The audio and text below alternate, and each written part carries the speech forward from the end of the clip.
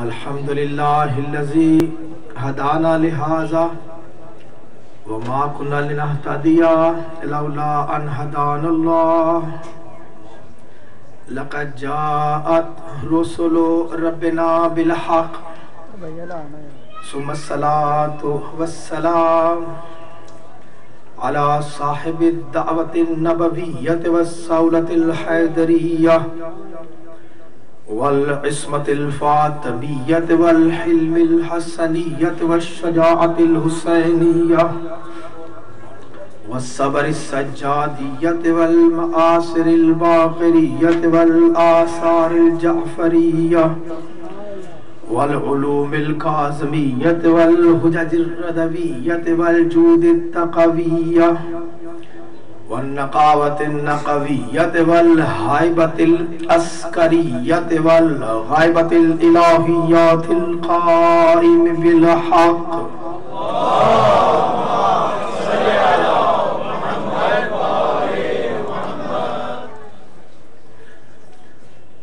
ولعنة الله على أعدائهم أجمعين من يومنا هذا إلى يوم الدين.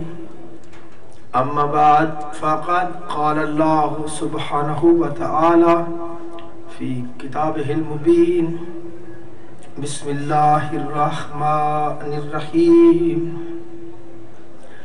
أيطمع كل امرئ منهم أن يدخل جنة نعيم كلا إنا خلقناهم مما يعلمون. صلوات پڑھ لیں. اللهم صل على محمد وآل محمد.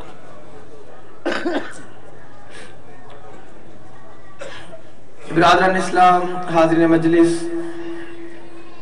رب العالمین بوسیلہ محمد وآل محمد ہم سب کا یہاں پر آنا قبول و منظور فرمائے. آپ بھائیوں سے یہ درخواست ہے کہ انشاءاللہ وقت کی پابندی کا خیال رکھیے گا اور پورے وقت پر انشاءاللہ 9:45 بجے سے لے کے 11:15 بجے تک آپ کے سامنے یہاں پر جو ہے وہ معروضات پیش کریں گے تاکہ آنے جانے کے لیے بھی آسانی ہو اور آپ لوگوں کا دیر سے آنا یا میرا دیر سے آنا ایک دوسرے کے لیے وہ زحمت کا باعث نہ بنے.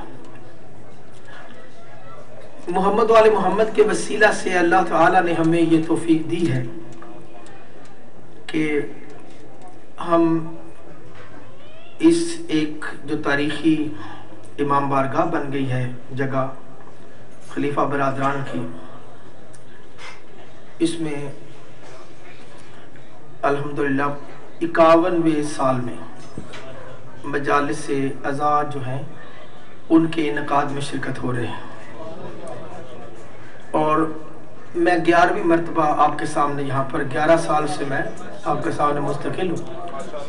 ہم نے اس عرصہ میں کوشش کی اور یہ ہر اسلامی ذہن کی یہ نیت ہوتی ہے کہ وہ مومنین کے لیے، مسلمانوں کے لیے پیغام امن دے، پیغام سکون دے اور پیغام نجات دے. جاگتے ذہنوں کی گفتگو ہے. اس لیے ان مجالس میں جو موضوع کیا ہے وہ ہے نجات، حکمت اور کربلا. جاگتے ذہنوں کی نزد گفتگو ہے. جتنا آپ کی علمی فکر ساتھ دے گی اتنا جو ہے وہ ذکر سطح عمومی سے ہم بلند کر لیں گے. تو جو ہاتھ پہ شکر گزار. لیکن نجات ہر کوئی چاہتا ہے. دنیا دار بلا ہے. ہم جہاں پہ بیٹھے ہیں ہر کوئی نجات چاہتا ہے. تو جو ہاتھ پہ شکر گزار. نجات چاہتے ہیں مشکلات سے، نجات چاہتے ہیں بیماریوں سے، نجات چاہتے ہیں اپنی امیدوں کے ٹوٹنے سے، نجات چاہتے ہیں دشمن سے، نجات چاہتے ہیں ہار سے، نجات چاہتے ہیں فنا سے. تو جو ہاتھ چاہیے. آخر یہ جو نجات ہمارے مطالبہ ہے کیا یہ صرف ایک خیال ہے یا اس نجات کا ہمارے بنانے والے نے کوئی ہمیں پروگرام بھی دیا ہے. زیادہ تو نہیں نا ٹھنڈ لگ رہی ہمیں؟ اچھا انشاءاللہ ایک مرتبہ بابا سے بلند صلوات پڑھ لے گا.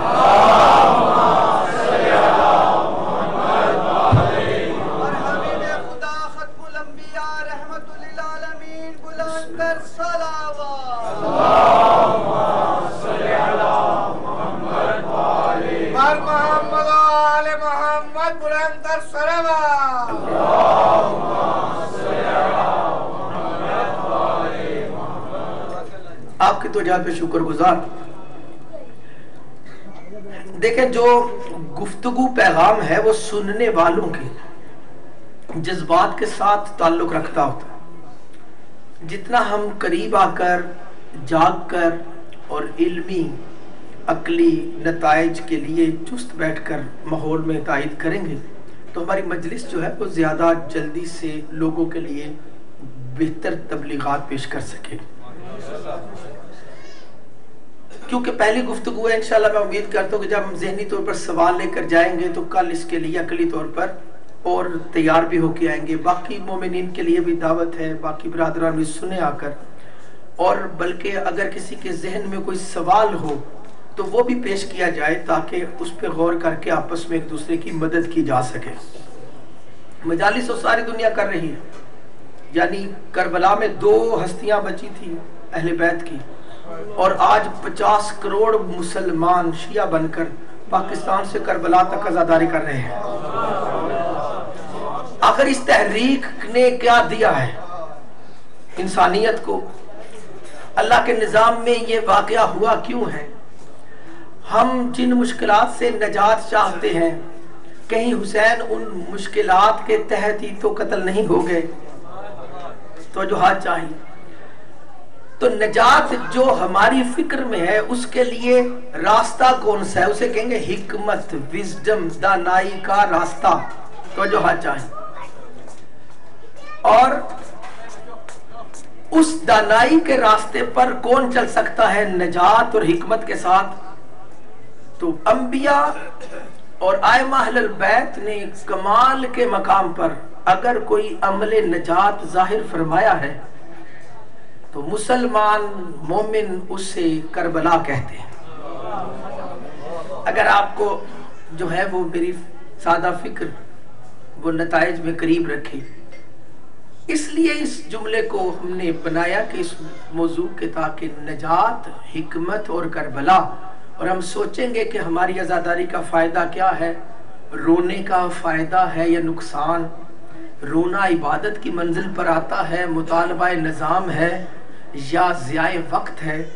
عبادتیں کر کر کے اللہ تعالیٰ کسی مسلمان کو کتنا چست فوجی اور معاشرہ میں کتنا بلند خدمت گزار بنانا چاہتا ہے. اس سے مراد کیا ہے؟ عبادتوں کا نظام آخر کہاں تک لے کر جاتا ہے, عزاداری کا قبلہ آخر کیا ہے؟ تو جہاں چاہیے. اس لیے میں نے آپ صاحبان کے سامنے آج جو عنوان کر کے آیت تلاوت کی وہ بڑی معروف آیت ہے, اس پر مختلف علماء نے بھی اپنی رائے اور مفسرین نے بیان کی ہے. 70ویں سورۃ المعارج کی 38 اور 39ویں آیت. جاگتے ذہنوں کی نظر گفتگو ہے. ایک مرتبہ ماحول کو مجلس سے محبان اہل بیت کے معیار پر بلند کرتے ہوئے دونوں ہاتھ بلند کر کے نعرہ حیدری, آپ کی توجہ پہ شکر گزار.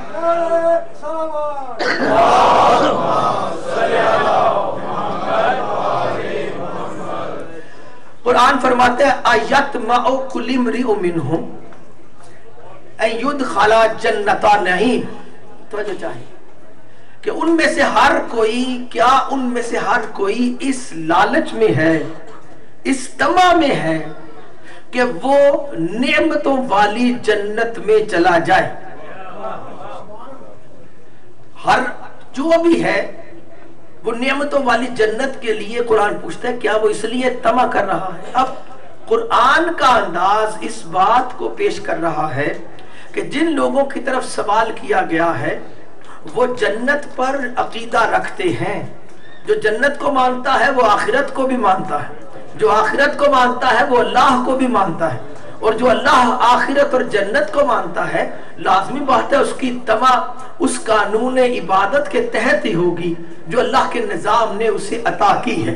تو جو ہاں چاہے تو اس لیے یہ سوال کسی کافر، ملحد، ایتھیسٹ یا غیر مسلم سے نہیں ہے۔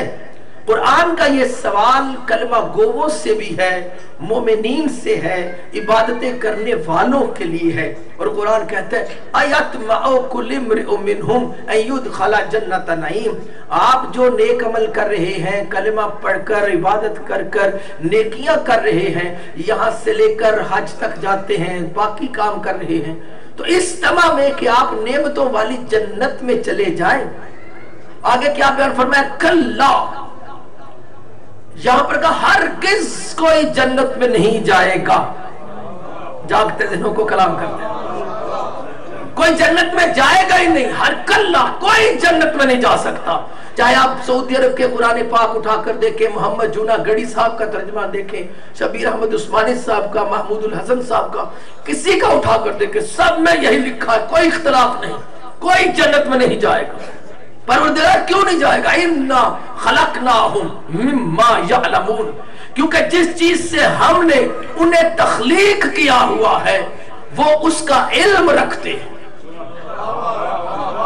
تو جہاں چاہے جس چیز سے اللہ نے پیدا کیا ہے اس کا علم رکھتے ہیں۔ جنت میں کوئی نہیں جائے گا کیونکہ مسئلہ قرآن نے یہاں پر عمل کا اٹھایا ہی نہیں ہے۔ قرآن نے یہ نہیں کہا کہ تم عبادت کرو تو جنت میں جاؤ، تم روزے رکھو تو جنت میں جاؤ۔ 70واں سورۃ المعارج آیت 38-39 قرآن پاک نے یہاں پر ایک نیا پہلو اجاگر کیا جنت میں نہ جانے کا، اور قرآن نے کہا مسئلہ تمہارے عمل کا نہیں ہے، مسئلہ تمہاری تخلیق کا ہے۔ گھبرائے لوگوں سے کلام نہیں۔ قرآن کی اس آیت کے تحت کوئی آدمی جنت میں نہیں جا سکتا جس کی خلقت میں مسئلہ ہے۔ توجہ چاہیے۔ اب پروردگار مسئلہ کیا قرآن نے کہا؟ تو کہا اللہ اکبر، الطیبات للطیبین، قرآن کے قانون میں پاک چیزیں پاکوں کے لیے ہوتی ہیں۔ توجہ چاہیے، پاک ہوتے ہیں پاک کے لیے۔ وَمَسَاكِنُ طَيِّبَةٍ فِي جَنَّاتِ عَدْنٍ، جنت کے گھر پاک ہیں، اور پاک کا قانون پاک کے لیے ہوتا ہے، ناپاکوں کو پاک نہیں دیا جا سکتا۔ جنت کا گھر ہے پاک، تو اللہ جنت کا گھر پاک تو ہمارے ساتھ کیا؟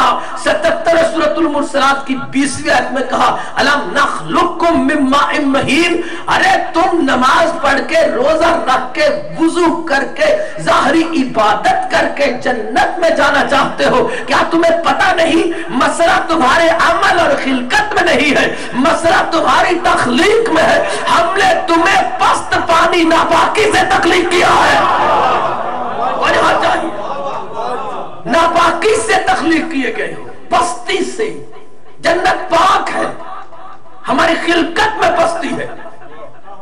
اب جس نے پہلی مرتبہ یہ سنی بتائے قرآن کے نظام میں وہ اپنے ساتھ دھوکہ نہیں کر رہا تھا؟ اسے کلام نہیں، یا تو کل آپ قرآن لے کر آئے اور مجھے بتائے کہ یہ آیت نہیں ہے، اور اگر یہ آیت موجود ہے کہ تخلیق کی پستی کی وجہ سے کوئی جنت میں نہیں جا سکتا، چاہے کتنا حاجی ہو، کتنا نمازی ہو، گھبرانے لوگوں سے کلام ہی نہیں ہے، تو جہاں چاہیے۔ تو پھر اسے بتایا کیوں نہیں گیا؟ چھپایا کیوں گیا؟ تو جہاں چاہیے۔ قرآن کے نظام میں اس آیت کے دینے کا مقصد کیا ہے؟ اللہ نے کہا تم میں سے کوئی جنت میں نہیں جا سکتا کیونکہ تمہاری خلقت پست ہے، جنت بلند ہے۔ پروردگار آپ نے تو کہا تھا وَمَا خَلَقْتُ الْجِنَّ وَالْإِنسَ إِلَّا لِيَعْبُدُونَ، 51 سورۃ الذاریات کی 56 آیت، ہم نے جن اور انسانوں کو اپنی عبادت کے لیے تخلیق کیا ہے۔ میں نے جن اور انسانوں کو اپنی عبادت کے لیے تخلیق کیا۔ میں کا کہا وَمَا خَلَقْتُ الْجِنَّ وَالْإِنسَ، اللہ تو نے عبادت کے لیے تخلیق کیا، تو عبادت کے لیے کیوں تخلیق کیا؟ اللہ اکبر، کل نفس ذائقۃ الموت، ہر نفس نے موت کا ذائقہ چکھنا ہے۔ ثم توفون اجورکم یوم القیامہ، اور تم سب کو قیامت کے دن اپنے کاموں کا اجر مل جائے گا۔ فمن زحزح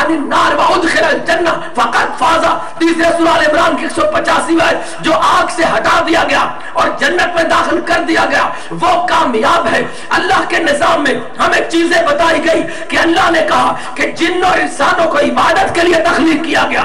عبادت کا مقصد یہ ہے کہ ہم دنیا میں کام کریں اور آخرت میں جہنم سے بچ جائیں، جنت میں چلے جائیں۔ لیکن یہ قرآن پاک نے اپنے 29ویں پارے میں 70ویں سورہ میں یہ کون سا قانون لکھ دیا کہ مسلمان جو نمازیں پڑھتے 29ویں پارے تک پہنچے، تو وہاں پہ قرآن کہہ رہا ہے کہ اس جگہ پر تمہیں میں سمجھا رہا ہوں کہ کوئی جنت میں نہیں جا سکتا، کیونکہ یہاں پر مسئلہ تمہارے عمل کا نہیں رہا، مسئلہ تمہاری ولادت کا ہو گیا ہے، تخلیق کا ہو گیا ہے۔ جنت پاک ہے، تمہاری خلقت میں کمی ہے، وجہ چاہیے۔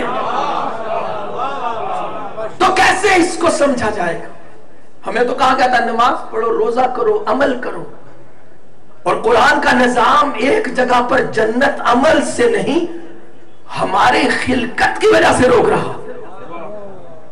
نجات کیسے ملے؟ توجہ ہو جائے۔ جاگتے ذہنوں کے اندر گفتگو، زیادہ مشکل سوال پر نہ قائم ہوئے۔ تو جو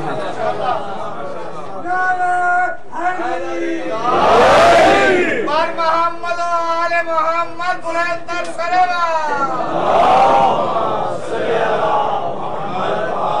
پہلے اس موضوع پہ یہاں بحث تو نہیں نہ ہوئی۔ توجہات پہ شکر گزار، اللہ اکبر۔ جاگتے ذہنوں کے اندر گفتگو ہے۔ دیکھیں جو صراط مستقیم کی ہدایت واضح ہوتی ہے، شیطانی تدابیر بھی بڑھ جاتی ہیں اس کو روکنے کے لیے۔ توجہ چاہیے۔ اس لیے یہ نظام جو ہے ہدایت کا، اس کا کمال یہ ہے کہ ایک ہی مرتبہ ایسا پیغام دے دیا کہ قیامت تک کی شیطانی قوتیں اس پیغام کو لاجواب نہ کر سکیں۔ آپ کی توجہ پہ شکر گزار۔ ہم اس آیت کو بار بار پڑھیں گے آئندہ دنوں میں بھی، تو جب توجہ کرتے ہوئے مقصد تو عبادت ہو گیا، عبادت کریں گے تو بندے بنیں گے، اور عبادت کا مقصد تاکہ جنت ملے، کامیابی ہو جائے، یہی دنیاوی زندگی کا مقصد تھا۔ قرآن نے کہا کہ تمہاری خلقت ناقص ہے، تم جنت میں نہیں جا سکتے۔ جب تینوں آیتوں کو ملایا تو کیا سمجھ آیا کہ ہر مسلمان کو ایک ایسی عبادت کم از کم پتہ ہونی چاہیے جو اس کی تخلیق کے نقص کو مٹا دے۔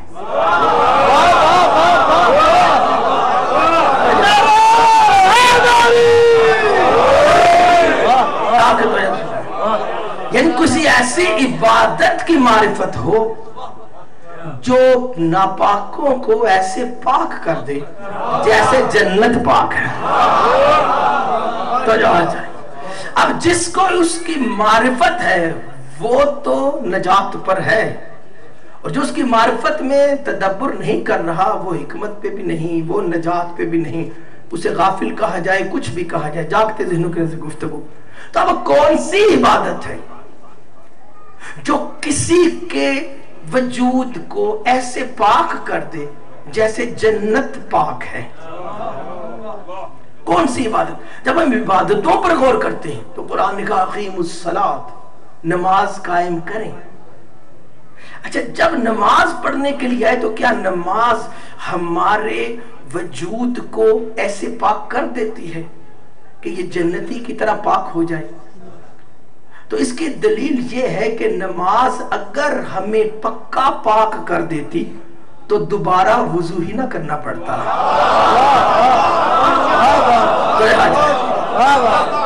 یعنی وضو کا دوبارہ کرنا اس بات کی دلیل ہے کہ نماز نے ہماری نیت کو پاک کیا، عقل کو پاک کیا، لیکن نماز نے ہماری خلقت، حقیقت کو پاک نہیں کیا۔ تو جو چاہیے کون سی عبادت ہے؟ کوئی تو ایسی عبادت ہو جو ہر عبادت کرنے والے کو ایسے پاک کر دے کہ کم از کم وہ مان کر سکے کہ اب مجھے طہارت کی حاجت نہیں ہے۔ تو جو چاہیے کوئی ایک تو عبادت ہو تاکہ نجات کا راستہ تو کھلا رہے۔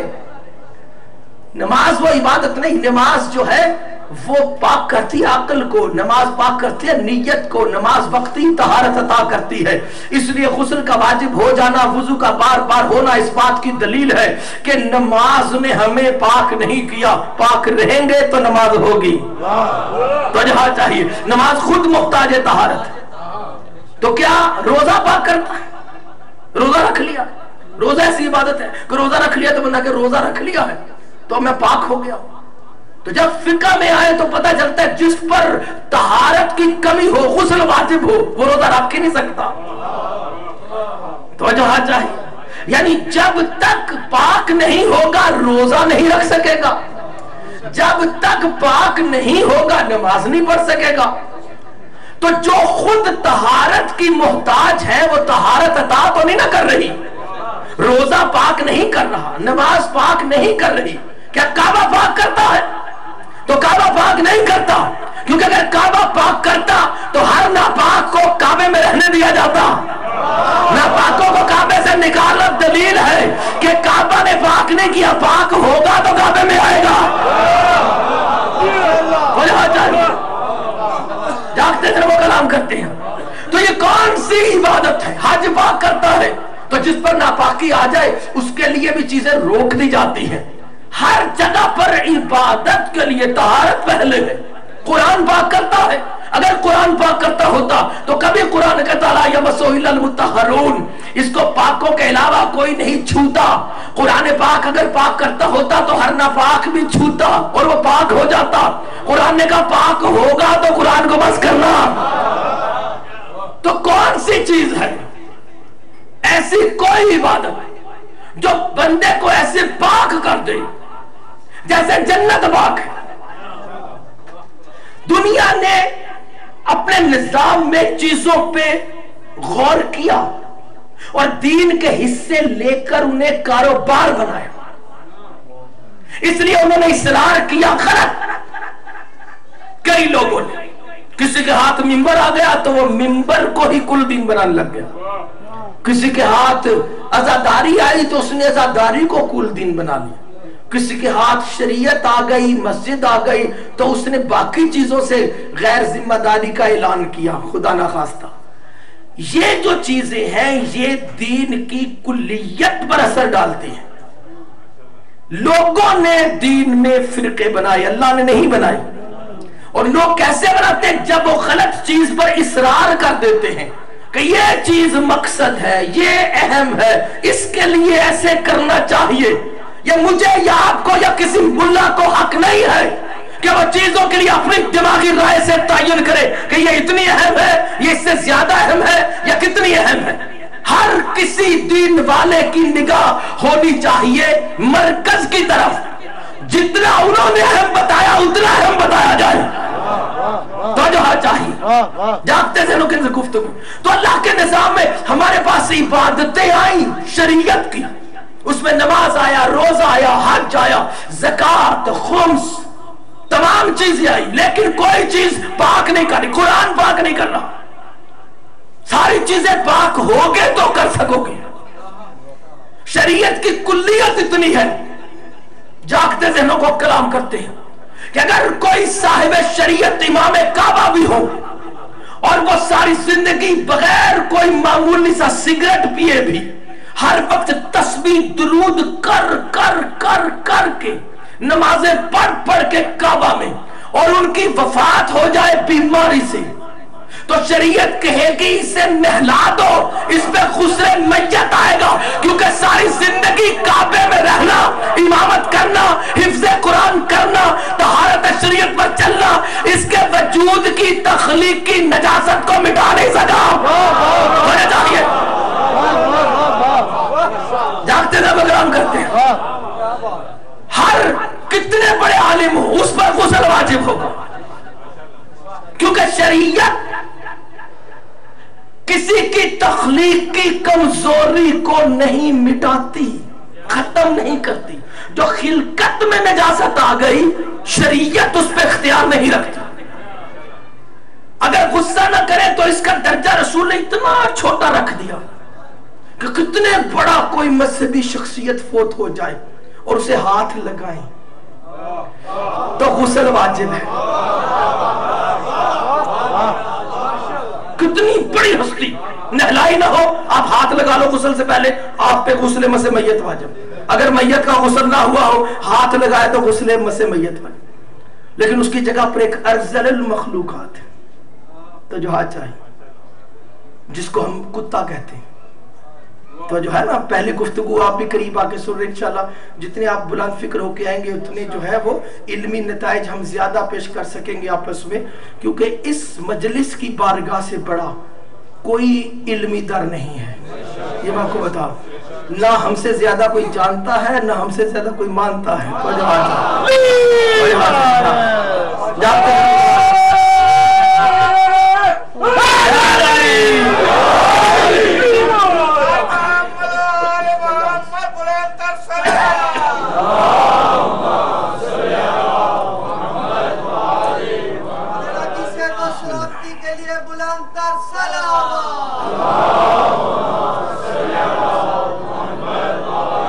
آپ سارے اپنی جگہ پر جیسے بھی توجہ فرماتے ہیں, آپ کی محبت, آپ اتنے سالوں سے ہم مل کر ایک پیغام دیتے ہیں ہر شیعہ سنی مسلمان کے لیے, محمدیہ امن کمیٹی والے بھی.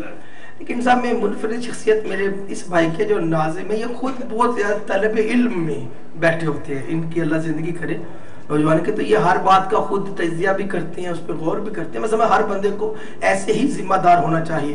ہمارے ممبر پہ نہیں اجازت ہوتی کہ جو مرضی آئے کوئی بول کے چلا جائے, تو جو بات چاہیے. ہمارا ہر سامع نگہبان ہے پیغام معصوم کا.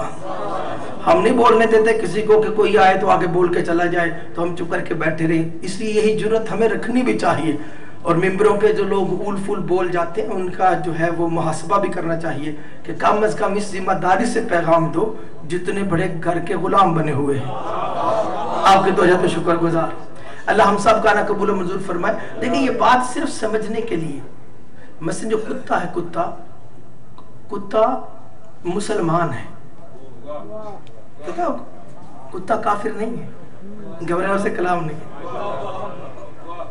کتا مسلمان ہے. قرآن کے نظام میں ہر فطرت والی چیز مسلمان ہے. قرآن نے کہا اللہ اکبر, وَلَهُ أَسْلَمَ مَنْ فِي السَّمَوَاتِ وَالْأَرْضِ, وَلَهُ أَسْلَمَ مَنْ فِي السَّمَوَاتِ وَالْأَرْضِ تَوْأً وَكَرْهًا. کائنات کی ہر چیز نے اسی اسلام کا کلمہ پڑھا ہوا ہے. تو کتے کے کفر کی کوئی روایت نہیں, کوئی حدیث نہیں کہ کتا کافر ہے. تو جو ہے کتا مسلمان ہے, لیکن کتا نجس ہے, ناپاک. تو جو ہاں چاہیے اتنا ناپاک ہے کہ شریعت کی سب سے گھٹیا ناپاکی میں کتا اور خنزیر کہے جاتے ہیں. اور اگر کوئی بندہ کتا مرا ہوا ہو تو اس کو اٹھا کر پھینک دے, خنزیر مرا ہوا ہو تو اس کو اٹھا کر پھینک دے, تو آپ ہاتھ دھو لیں گے تو پاک ہے. لیکن اگر کوئی کتنا مذہبی بڑا بندہ ہو وہ مر جائے تو اس سے آپ ہاتھ لگا لیا تو آپ پہ غسل واجب ہو جائے.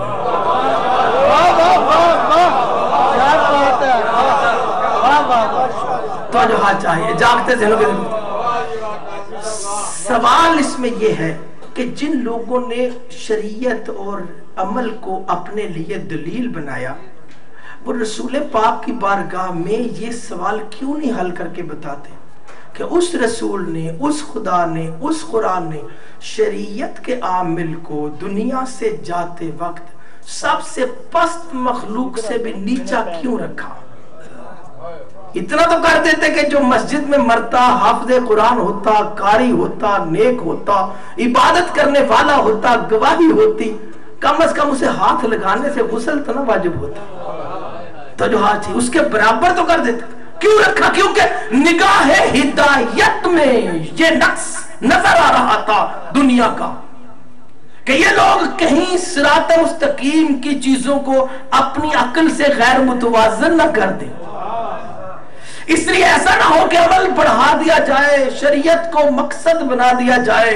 اس لیے ہم اس پر ایسا پہرا لگاتے ہیں کہ عقل کرنے والوں کو پتا ہوگا کہ شریعت تو آپ کو ایک مردار جتنا پاک نہیں کر رہی. گھبرانے سے کلام نہیں. تو جس نے دنیا میں آپ کو اتنا پاک نہیں کیا تو آخرت میں کیسے پاک ہوگے اس سے آپ؟ تو جو چاہیے جاگتے ذہنوں کو کلام کرتے ہیں. اس سے مراد شریعت کا انکار نہیں ہے، اس سے مراد یہ نہیں ہے کہ ہم نے نماز نہیں پڑھنی، روزہ ہی نہیں رکھنا، توجہ چاہیے، لیکن اس سے وہ ہم نے کرنا ہے، کیونکہ جس مقام پر ہے ہم نے عبادت، حکم، اطاعت تو کرنی ہے، لیکن اس سے اگر مقصد یہ لے لیا جائے کہ کمال کامیابی کے لیے یہ عمل دے دیا گیا ہے تو یہ ہدایت کے مترادف نہیں ہے۔ ہدایت والوں نے اس کو ابتدا کا عمل کہا ہے، اس سے بڑھ کر کسی منزل پر جانا پڑے گا۔ یہ ہمارے لیے عقل کو پاک کرتے ہیں، ہماری نیت کو پاک کرتی ہے شریعت، ہماری فکر کے لیے ماحول پاک کر سکتی ہے، لیکن ہماری حقیقت کو پاک نہیں کرتی۔ اس لیے شریعت والے کی نگاہ میں وہ مرکز ہونا چاہیے جہاں پر جا کر وہ اپنی حقیقت کو پاک کر سکے، تو جہاں چاہیے۔ تب کون سی جگہ ہے جہاں پر ایک نجس پیدا ہونے والے کی وجود کی نجاست ختم ہو جاتی ہے؟ کوئی جگہ؟ یا رسول اللہ آپ تو بتا کر جائے تاکہ میرے سارے مسلمانوں کو پتا چلے کہ ہاں واقعی اس بندے کی جو ہے وہ اللہ اکبر تخلیق کی نجاست ختم ہو گئی ہے۔ ایک شاد باغ کا مسلمان مسجد میں نہیں جاتا، عام لڑکا ہے، گھر میں پڑھا، تربیت نہیں ہوئی اتنی، نہ قرآن پڑھا، نہ مسجد میں گیا، نہ کوئی نیک کام کر سکا، توجہ چاہیے، عید کی نماز پڑھ لی، غسل وضو کا اتنے آتا تھا، کلمہ کا تلفظ صحیح نہیں تھا، گھر والوں نے تعلیم نہیں دی، کچھ کسی جگہ مزدوری کرتا تھا، لیکن اچانک پتہ لگا گیا ہوا تھا واگا کے بارڈر پر، تو وہاں پر ہندوؤں نے مسلمانوں کے گھروں پر حملہ کر دیا، اس کے پاس ایک اپنی گن تھی، لے کر کھڑا ہو گیا، اس نے کہا یہ میری بہنوں بیٹیوں کلمہ گو کے لیے فوجی اٹھا کر لے جائیں گے، میں ان کے خلاف لڑوں گا، اپنی کلمہ گو بہنوں کو میں نہیں جانے دوں گا، اور تلوار لے کر ڈٹ گیا وہ گن لے کر، اور اس کی جتنی دیر مزاحمت ہوئی پاکستانی ملٹری پہنچ گئی، وہ ڈاکو جو فوجی تھے وہ بھاگ گئے، لڑکیاں بچ گئی، لیکن یہ شاد باغ کا بچہ قتل ہو گیا۔ مثال دے رہا ہوں، بتائیں جو اسلام کی امت کی بیٹیوں کو کلمہ کے عنوان سے بچاتے ہوئے قتل ہوا، وہ مرا یا شہید ہوا؟ ہر مسلمان کہے گا کیونکہ اس کا جذبہ صحیح تھا، نیت اسلام کے عنوان سے تھی، اس نے ان لڑکیوں کو اپنی مومنہ اسلامی بہنیں سمجھا اور کلمہ کے نام سے حفاظت کرنے کے لیے ان کا بھائی بن کے کھڑا ہوا، تو یہ بچہ یہ مرا نہیں ہے، یہ شہید ہے۔ متفق علیہ شیعہ سنی ہر مسلمان اس کو شہید بھی کہے گا، اور رسول کیا کہیں گے؟ کیونکہ یہ شہید ہو گیا، اس کا جنازہ پڑھ لو، لیکن اس کو غسل کی ضرورت نہیں ہے۔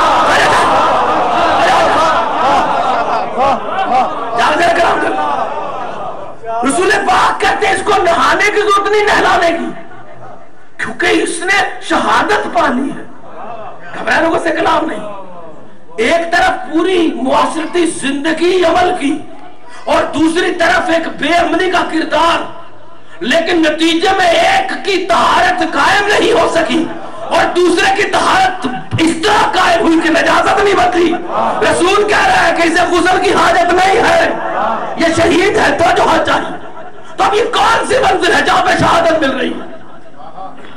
جب ہم اسلام کے راستے پہ چل رہے، کوئی مرکز تو ہو جہاں رسول بتائے کہ یہاں والا بندہ جو پہنچ گیا وہ شہید ہے۔ تو یہ بات شیعہ سنی مسلمان ہے، متفق علیہ ہے، اور ایک ایک کتاب میں لکھی، جار اللہ زمخشری نے تفسیر الکشاف میں لکھی، اور ایک ایک مقام پر فرمایا من ماتا علی حب آل محمد الماتا شہیدہ،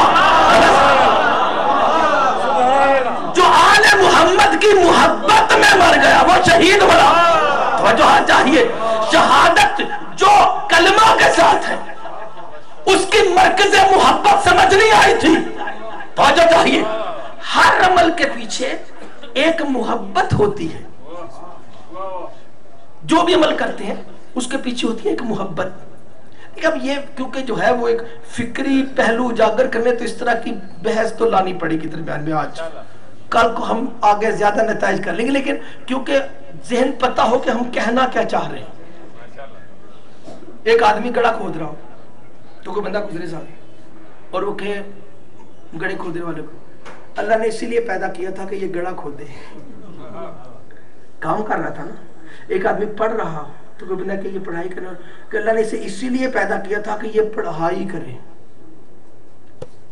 اچھا کیا دونوں کہنے والوں کے بیانات اس عمل کو دیکھ کر یہی ہے؟ اللہ نے انہی کاموں کے لیے لوگ پیدا کیے تھے کہ جو مزدور گڑھا کھود رہا ہے اللہ نے اسے اس لیے پیدا کیا کہ وہ گڑھا کھودتا رہے، یا جو پڑھائی کر رہا ہے اسے اس لیے پیدا کیا کہ وہ پڑھائی کرتا رہے؟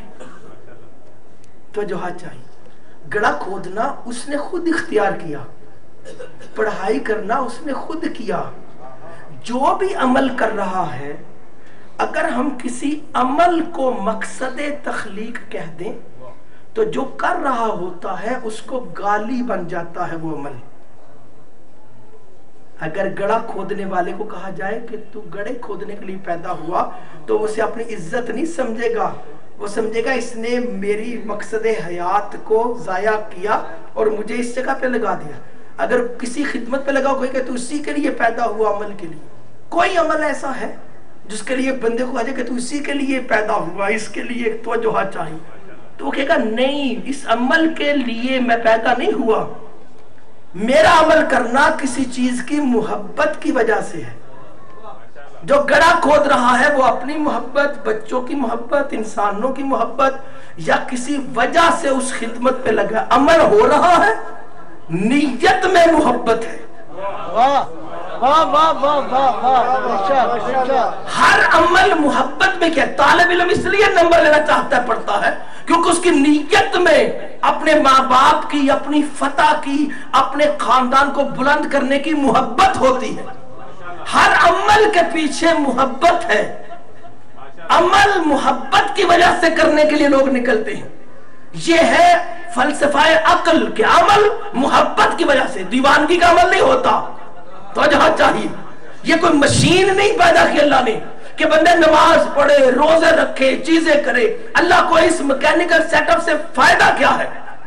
یہ عبادتیں اس لیے نہیں دی کہ عبادت کرنے والی مشینیں بن جائیں، اس عبادتوں کے نظام پہ کرنے کے لیے بھی کوئی محبت ہے۔ جس طرح ہر عمل کے پیچھے ایک محبت ہوتی ہے۔ ہم دکان پہ مزدوری کرتے ہیں اپنی کسی محبت کے لیے، اولاد لائق ہو جائے، پیسہ زیادہ آئے، پیسے کے لیے کوشش کرتے ہیں کسی کی محبت کے لیے۔ کوئی مرکز محبت ہوتا ہے، ذات، معاشرہ، کوئی دوست، کوئی خاندان، کوئی مشن جس کی محبت میں عمل ہوتا ہے۔ تو عمل کے لیے کوئی نہیں لگا ہوا، محبت کے لیے عمل ہو رہا، گھبرانے سے کلام نہیں۔ اگر یہ کہہ دیا جائے کہ اللہ نے عمل کے لیے پیدا کیا تو عمل سے مراد نمازیں، روزے، یہ ساری چیزیں، تو اس عمل کا فائدہ اللہ کو کیا ہے؟ اللہ کیا نہیں کر رہا تھا جو نمازیں پڑھنے سے فیکٹری چلنا شروع ہوئی؟ توجہ چاہیے۔ مقصد کہنے کا کہ اس عبادت کے عمل کے پیچھے بھی کوئی محبت ہے، اور وہ محبت کس کی؟ اس نظام محبت کی جس میں اللہ نے کائنات کو تخلیق کیا۔ اس لیے ایک کلمہ کو جو لا الہ کی محبت میں قتل ہوا، اصل میں اسے پتا نہیں کہ اس کا قبلہ محبت کیا ہے، لیکن اس نے اس کی طرح روح کر کے جان دے دی ہے کیونکہ کلمہ پر جان دی ہے۔ تو لیکن جب وہ کلمہ پہ غور کرے گا تو کلمہ لے کر جاتا ہے محمد تک، کیونکہ محمد نام ہے وجود کلمہ کا۔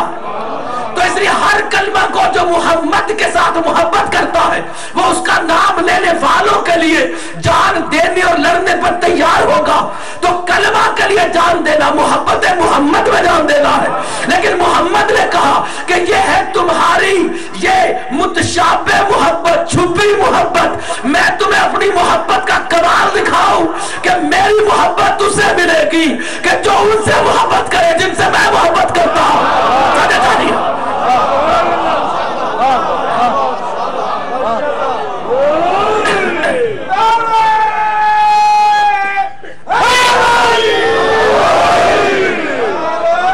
آپ کی توجہ پہ شکر گزار۔ اس لیے ایک بچہ جو لا الہ پہ جان دے رہا ہے اور رسول کی محبت سے ٹکرایا نہیں، اس کے لیے رخ قبلہ صحیح تھا، وہ شہید ہو گیا۔ لیکن عقل والا جب تدبر کرنے کا موقع ملا تو اسے پتا تو چلے کہ کعبے کا سجدہ لے کر کدھر جاتا ہے، اللہ کی کون سی بارگاہ تک۔ اسے پتا تو چلے یہ لا الہ کی حمایت لے کر کہاں جا رہی ہے۔ تو وہاں پہ محمد بیٹھے ہیں اللہ کے نظام میں قبلہ محبت بن کر، اور کہتے ہیں جسے اللہ سے محبت کرنی ہے وہ میری محبت کو پہچانے، اور اس میں آپ نے اعلان فرمایا من ماتا علی حب آل محمد ماتا شہیدا، اور میری محبت کی شرط میری آل ہے، اگر مجھ سے پیار کرتے ہو تو پھر ہر کسی کا پیار اور جگہ ہوگا، لیکن جس نے ان سے پیار کر لیا وہ مجھ سے پیار کر گیا۔ توجہ چاہیے، اب آل محمد کی محبت ہے جو ایک ایسا عمل جو کسی آدمی کی خلقت کی نجاست کو دور کر دیتا ہے۔ گھبرا لوگ سے کلام نہیں، شہید کی تشریح کی رسول نے کہ شہید وہ ہے جس کو غسل کی ضرورت نہیں، اور دوسری حدیث میں کہا کہ جو آل محمد کی محبت میں مر گیا وہ شہید ہے۔ اب کیا پتا چلا کہ جو 21 رمضان کو کربلا گامے شاہ کے جلوس میں طالبان کے دھماکوں سے شہید ہوئے تھے، انہیں غسل کی حاجت نہیں تھی، وجہ چاہیے ڈاکٹر نے مقرر کرتے۔ یعنی اگر محبت ہے تو اس مرکز کی طرف آئے گا جہاں رسول پاک کے نظام میں طہارت بانٹی جا رہی ہے، تو کوئی پاک نہیں کرتا جیسا قربت رسول پاک کر رہی ہے۔ اس لیے جنت کے کھانے، جنت کی چیزیں ہمارے لیے خواب ہیں، لیکن روایتوں نے بتایا کہ در زہرا کی کنیز ہے فضا، لیکن وہ کہتی ہے پنجتن کو کہ آپ آئے آج میرے مہمان ہیں، اور کھانا کہاں سے آیا؟ جنت سے۔ تو آجا چاہے جناب سیدہ فاطمہ الزہرا سلام اللہ علیہ بلند کر صلوات۔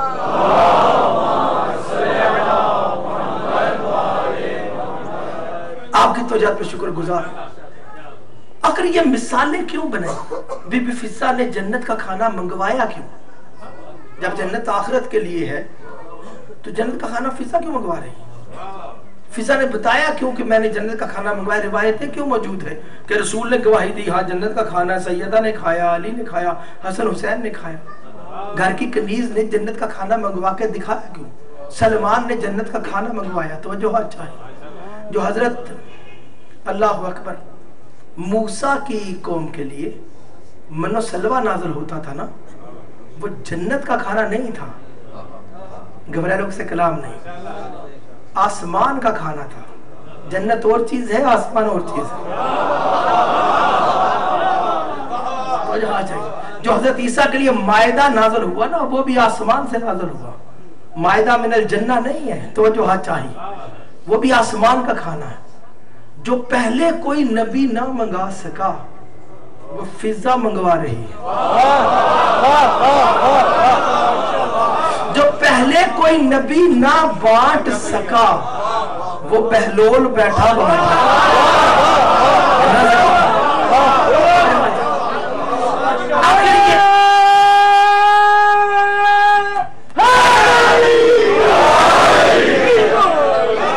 اللہ۔ آخر یہ کون سی منزل ہے جہاں پر بہلول بیٹھے کہہ رہے ہیں کہ میں جنت بانٹ رہا ہوں، اور ہارون کا دور ہے، امام موسیٰ کاظم ہے، اور لوگ جا کے کہتے ہیں کہ وہ دیوانہ بیٹھا بازار میں جنت بانٹ رہا ہے، تو امام کو چاہیے تھا، کہتے وہ جھوٹ بول رہا ہے۔ امام نے اس کی تائید کی کہ جب ہمارا ہے تو جنت ہی تو بانٹے گا۔ اللہ سے کلام ہے اللہ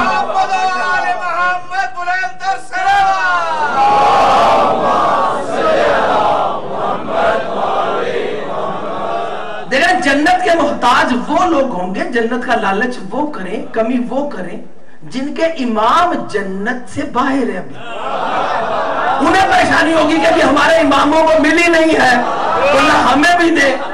ارے ہمارے تو امام مالک جنت ہے، جب ہم مالکوں کے گھر میں آگے بیٹھے ہیں تو پھر مانگیں گے تو نہیں، پھر تو بانٹیں گے نا، اسے بھی دو۔ چاہیے جاگتے تھے وہ کلام کرتے ہیں۔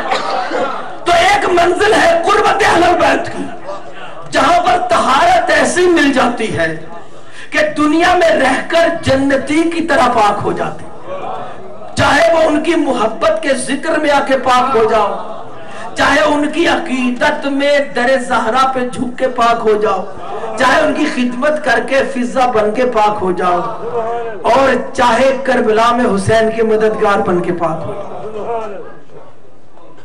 یعنی وہاں پر محبت ہے جو طہارت دے رہی ہے، وہاں پر عمل کا نام بھی محبت ہے، وہاں پہ کوئی اور عمل نہیں ہے۔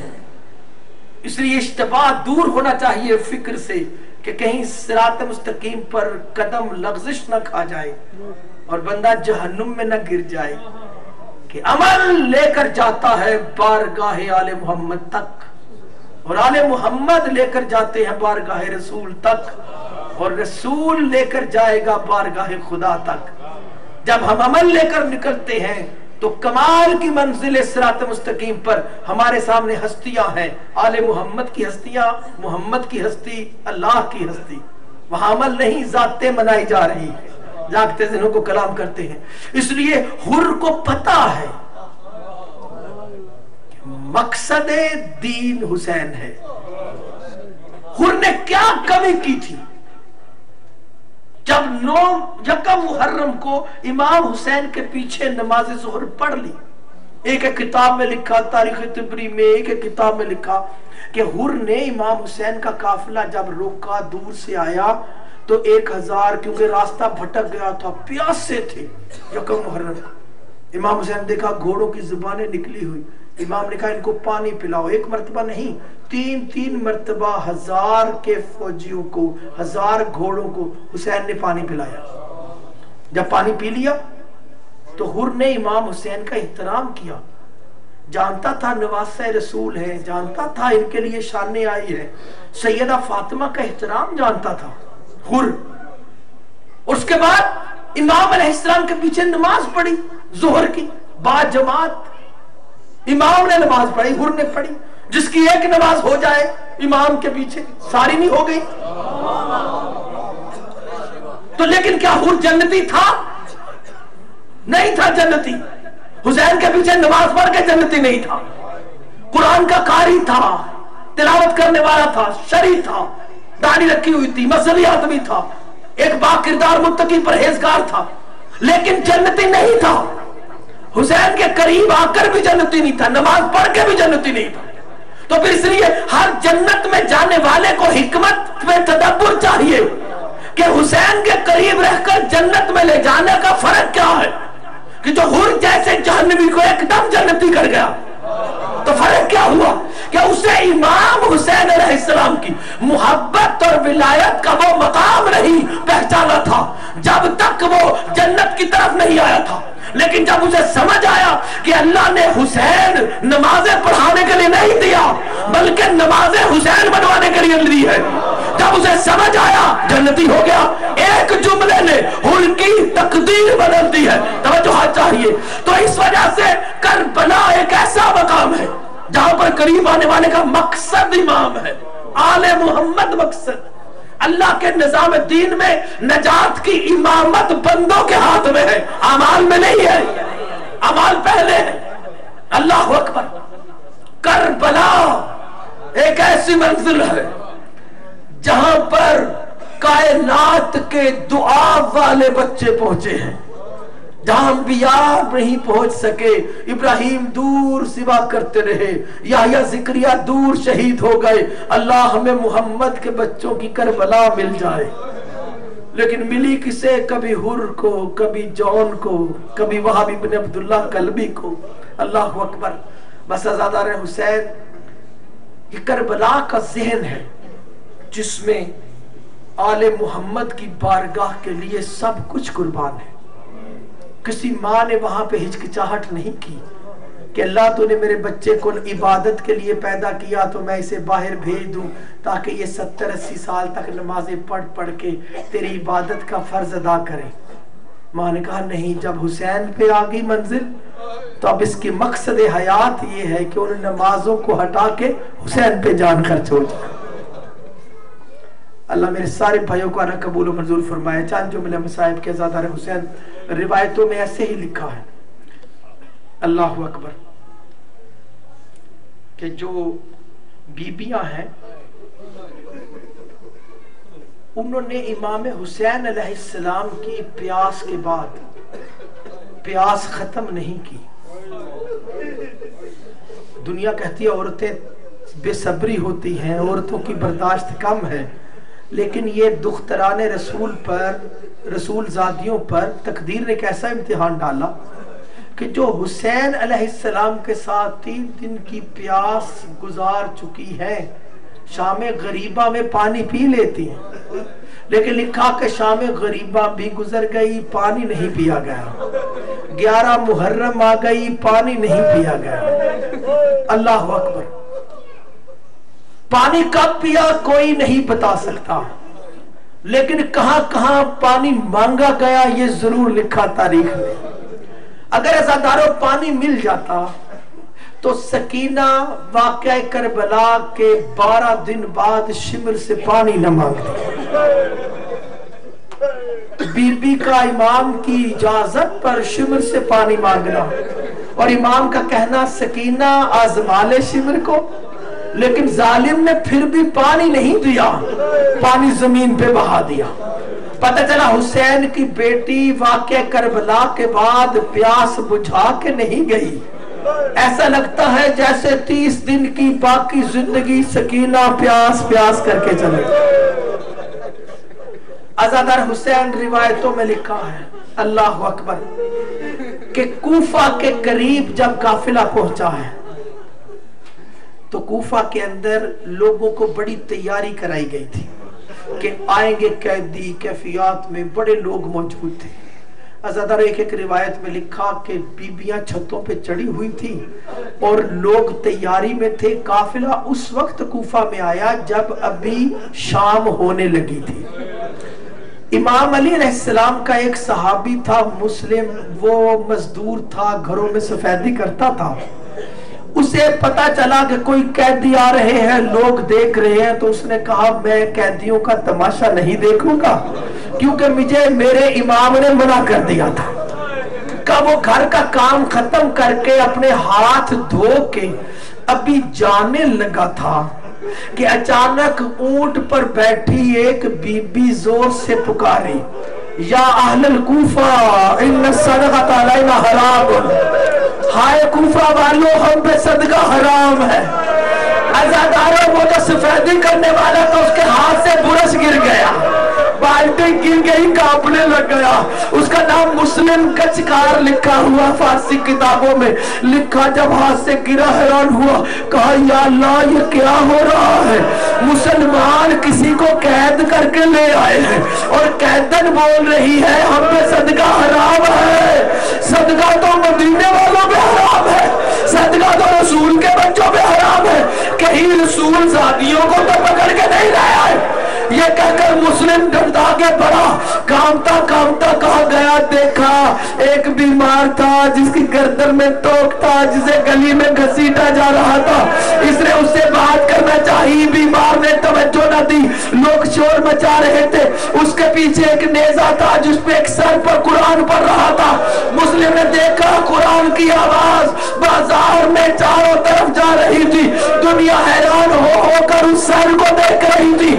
مسلم نے دیکھا اس کے پیچھے 70 گھڑ سوار تھے جنہوں نے نیزوں پہ جوانوں کے سر اٹھائے ہوئے تھے، اور لکھا کہ اس کے پیچھے ایک کوفی نوجوان تھا بازار کے رش میں جس کے پاس سفید گھوڑا تھا. گھوڑے کی گردن میں ایک سر تھا، یہ بھی کسی جوان کا سر تھا، اور سر کے ایک کان سے رسی گزار کے دوسرے کان تک گزاری گئی. کہا جب یہ رسی والا سر مسلم کو نظر آیا تو مسلم کا چکار آگے بڑھا. کہا ایسے لگا جیسے رسی والا سر بھی بول رہا ہو، کیونکہ وہ گھوڑ سوار کرتب کرتا تھا. گھوڑے کو 2 قدم پیچھے لے جاتا، پھر گھوڑے کو اوپر اچھالتا. سارے لوگ اس کی طرف دیکھتے تھے. یہ قریب گیا، کچھ عورتوں کو ہٹا کے گھوڑے کے قریب کھڑا ہوا. کہا جب سر نیچے آیا تو اچانک مجھے لگا جیسے سر نے عجیب لہجے میں کہا واہ جابا واہ جابا، ہائے میری زینب تیرا پردہ. مسلم آگے گیا، جا کے ایک سے پوچھا بتاؤ یہ قیدی کون ہے؟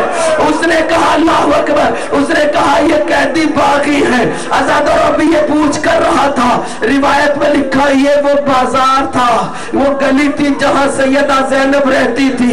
इसी गली में एक घर था जहां पर बीबी सैयदा फातिमा को एक यहूदी के घर में जब शादी पे गई थी तो वहां पर दुल्हन की वफात पर बीबी ने मोजज़ा किया, तो उन्होंने एक बच्ची दी थी बीबी को तोहफा में, उसका नाम उम्मे हबीबा रखा गया था। वो जो बच्ची थी उम्मे हबीबा वो अली के घर आ गई, सैयदा ज़ैनब से कुरान पढ़ा था, उसी का घर उस गली में था। लिखा उम्मे हबीबा की बच्ची ने जब सदके की खजूरें फेंकी थी उस पर भी उम्मे कलसूम पुकारी थी, कुफा वालों हमारे ऊपर सदका नहीं लगता।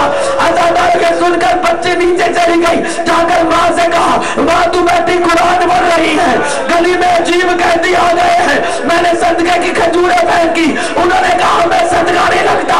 उम्मे हबीबा ने कहा कैसी बात करती है, आओ ऊपर चलते हैं। आकर देखा कि ये कौन कहती है, देखा सकीना बैठी थी मासूम शक्ल लिए, उनके साथ सैयदा उम्मे कलसूम थी। चेहरे देखे आजादारों, सकीना ने देखकर उम्मे हबीबा को रुख किया सैयदा ज़ैनब की तरफ कि फूफी को बताओ कि फूफी जिसकी वजह से आप इस गली में नहीं आ रहे थे, आपकी कनीज छत में आ गई है। आजादारों, सकीना ने देखा कि सैयदा ज़ैनब का सर झुका हुआ था, अपने चेहरे को पर्दा किया हुआ था। उम्मे हबीबा की बेटी करीब आई, आकर कहा बेटी अब अल्लाह अकबर कि बीबी तू बड़ी प्यारी है, तू किसी शरीफ खानदान की लगती है, मैं तो अपनी माँ को बुला के लेके आई, हमारे लिए तू कोई दुआ कर दे। अज़दर सुनना था। सकीना ने एक मर्तबा देखा फूफी की तरफ, उम्मे कलसूम ने कहा सकीना दुआ कर दो, ये प्यार करने वाले इनको दुआ कर दो। अज़दर पूछा क्या दुआ है, लड़की ने कहा जो उम्मे हबीबा की बेटी थी, कहने लगी बीबी जिस तरह तू कैद हो गई है मेरे लिए दुआ कर, मेरी जिंदगी में ऐसी कोई कैद ना आए। अल्लाह सकीना ने आसमान की तरफ किया और कहा अल्लाह जिस तरह इस बीबी की बच्ची कैद में, अल्लाह अकबर, जिस तरह मैं कैद हो गई हूँ ऐसे इस बीबी की बच्ची कभी कैद ना हो। उम्मे हबीबा आगे बढ़ी, कहा तू बड़े शरीफ घराने की लगती है, मेरा शोहर भी बड़ा शरीफ है, तू यतीमा हो गई है, दुआ कर दे जैसे तू यतीमा हो गई, मेरी बच्ची कभी यतीमी ना देखे। आजादा सकीना की आंखों में आंसू आए, आसमान की रुख किया, कहा अल्लाह जैसे मेरी जिंदगी में यतीमी आई इस मोमिना की बच्ची कभी यतीम ना हो। आजादा ये कहना था। उम्मे हबीबा आगे बढ़ी और एक जुमला कहा एक आखिरी दुआ है, मैं कुरान पढ़ती थी उस घर में, वहां पे रहते थे मेरे मौला अली, वहां पे उनके बेटे थे, एक उनकी बड़ी शहजादी थी। जब मैं कुरान पढ़ रही थी एक दिन मेरी सैयदा ने कहा था उम्मे हबीबा तुझे मेरी जियारत नसीब होगी। मेरे साहब अली की बेटी की जियारत नहीं हुई, मेरे लिए दुआ कर दो कि मैं अली की बेटी की जियारत को मदीना चली जाऊं। आजादा सुनना था। सकीना चुप कर गई, कहा बीबी तू बोल नहीं रही। सकीना ने कहा क्या कहती है, कहा दुआ कर दो। सकीना ने कहा अगर तुझे अली की बेटी इसी बाजार में मिल जाए। अल्लाह अकबर। जब ये कहा कनीज को गुस्सा आ गया। उम्मे हबीबा ने कहा अरे तू शरीफ होगी बीबी, लेकिन जिनका तूने जिक्र किया बड़ी तौहीर की बात, अरे फातिमा की बेटी हो, रसूल की नवासी, अली की बेटी, हुसैन हसन की बहन, गाजी की आगाज़ादी, बाजार में कैसे आएगी, तूने कैसी बात की। ये कहना था। सकीना ने कहा फूफी ज़ैनब आप बता दे इसे करबला कितनी अजीब है। आजादा सैयदा ने चेहरा उठाया, उम्मे हबीबा ने कुछ पहचाना नहीं, कहा ऐसा नहीं हो सकता।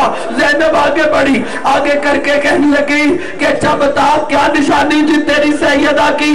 कहा जब मैं कुरान पढ़ती थी तो मेरा कुरान में छोड़ देती थी, बीबी की बारगाह में कुरान हवा में खड़ा रहता था, कुरान नीचे नहीं आता था। अल्लाह अकबर। तो हुसैन बख्श ने लिखा अल्लाह अकबर। इस रिवायत को कहा उम्मे हबीबा से कहा जा कुरान ले आ। आजादारों वो भागी नीचे, जल्दी से कुरान उठा कर आई, गिलास से कुरान खोला, खोल कर सैयदा के सामने किया। ज़ैनब ने झुका हुआ گیا, قرآن ہوا میں ٹھہر گیا. حبیبہ کی چیخ نکلی, اللہ میں نے رسول سعودی کو بغیر چادر دیکھا, بازار میں زندہ نہیں رہنا چاہتی. ازادارہ کوٹے سے گری, کوفہ کی گلی میں جان دے دی. اللہ لعنت اللہ کو